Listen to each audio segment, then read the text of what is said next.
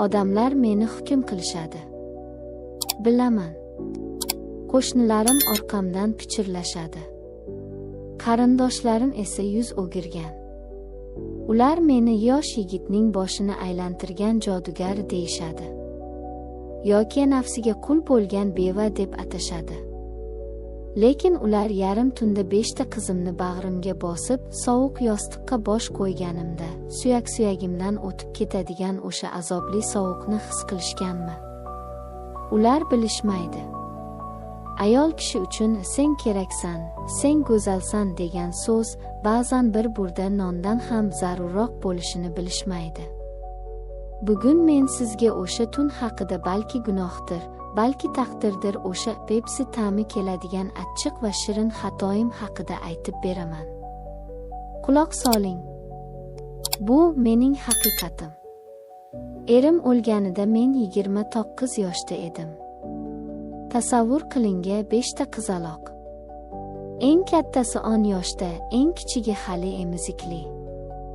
Kamas shunchaki erimni emas, mening ayolligimni, mening kelajagimni ham bosib ketgandek edi. 1 yil roppa-rosa 1 yil men faqat ona va ota bo'lib yashadim. Salonim mening jang maydonim edi. Ertalabdan kechgacha birovlarning husnini to'g'irlardim. O'zim ko'zguga qarashga qo'rqardim. 30 yoshdaman. Tanam hali kuchga to'la, qonim qaynoq. Lekin jamiyat menga endi sen faqat qizlaring uchun yashaysan, senga erkak zoti haromi degan tamg'ani bosib qo'ygandek edi. Kechalari qizlarimni uxlatib, joyimga yotganimda tanam o'zimga bo'ysunmasdi. Qandaydir iliqlikni, kuchli erkak qo'llarini sog'inardim. Bu shunchaki shahvat emasdi, tushuning. Bu himoya istagi edi.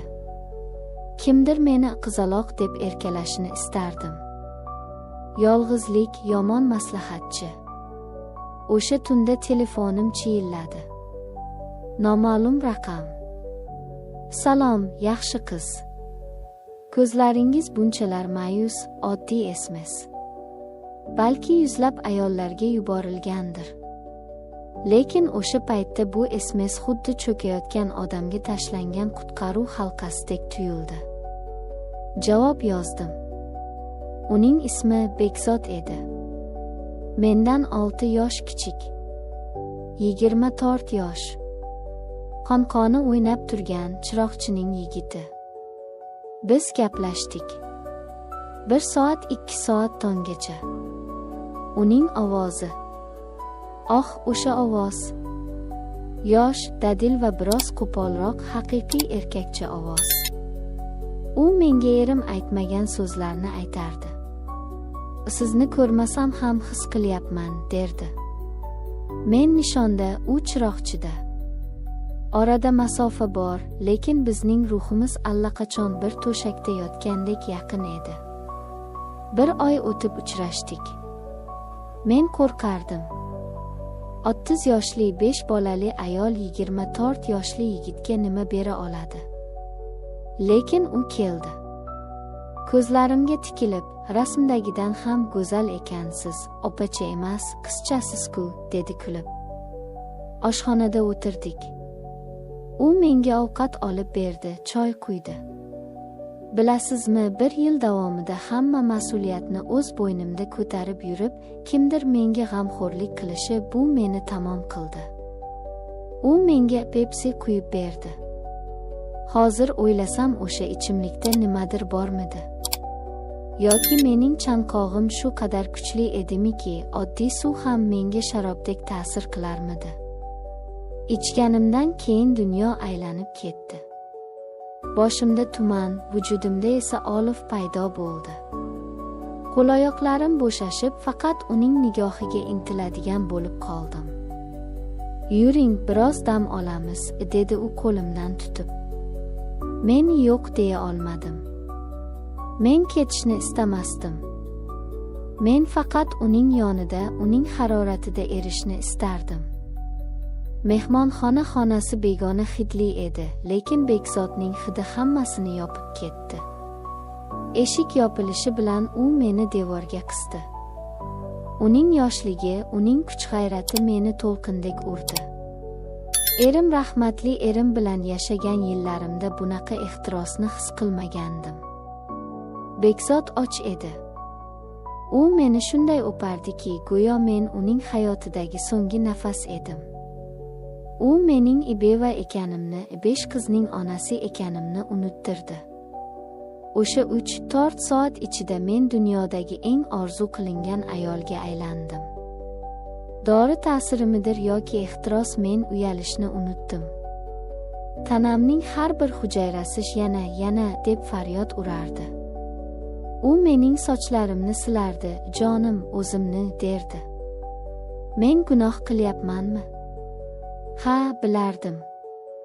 Lekin o'sha daqiqada jannat ham, do'zax ham mana shu xonada, mana shu yigitning quchog'ida edi. Biz xonadan chiqqanimizda men endi avvalgi Kamola emasdim. Men unga bog'lanib bo'lgandim. Bu shunchaki sevgi emas, bu giyohvandlik edi. Uni uyimga olib keldim. Yolg'iz yashashdan qo'rqaman deb o'zimni aldab. Avvaliga hammasi ertakdek edi. U qizlarimga qarashardi, kechalari meni baxtga cho'mdirardi. Lekin ertakning oxiri tez keldi. Bekzod ishlamasdi. Kun bo'yi uyda yotar, telefon o'ynar, men esa ertalabdan kechgacha salonda ter to'kardim. Topganimni unga sarflardim. Kiyim-kechak, yaxshi ovqat, sigaret. Ba'zan o'zimga savol berardim, men sotib oldimmi? Lekin kechasi u meni bag'riga bosganda, seni yaxshi ko'raman, xotinjon deganda hamma charchoqlarim chiqib ketardi. Men uning tekinxo'rligiga ko'z yumdim. Chunki yolg'izlikdan ko'ra tekinxo'r erning borligi afzaldek tuyulardi menga. Ota-onasi keldi. Qiyomat bo'ldi. O'g'limizni yo'ldan urding. Senday buzuq ayolga o'g'il o'stirmaganmiz. O'g'lim tengingni top deb qarg'ashdi. Men indamadim. Men nima deya olardim? O'g'lingizni men majburlamadim, o'zi menga yopishdi deya olmasdim. Hamma aybni bo'ynimga oldim. Lekin Bekzod u ketmadi.